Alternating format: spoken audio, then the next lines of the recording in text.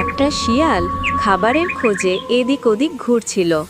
হঠাৎ সে দেখল জঙ্গলের মাঝখানে একটা বিশাল গোল হলুদ কুমড়ো পড়ে আছে। শিয়াল থেমে ভাবল। এত বড় কুমড়ো এখানে এলো কিভাবে? সে নাক বাড়িয়ে শুঁকল। গন্ধ ঠিকঠাক, কিন্তু কুমড়োটা যেন একটু নড়ছে। শিয়াল সন্দেহ করল।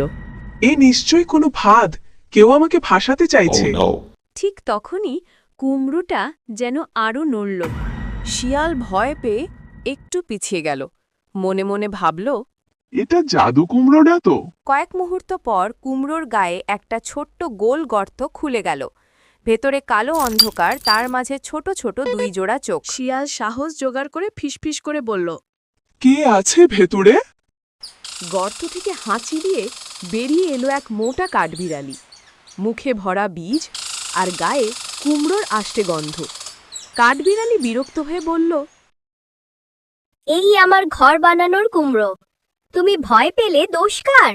ভয়ের দোষ আমার নয়, কুমড়োটা এমন অদ্ভুতভাবে ছিল যে দেখে ভয় লেগে গেল।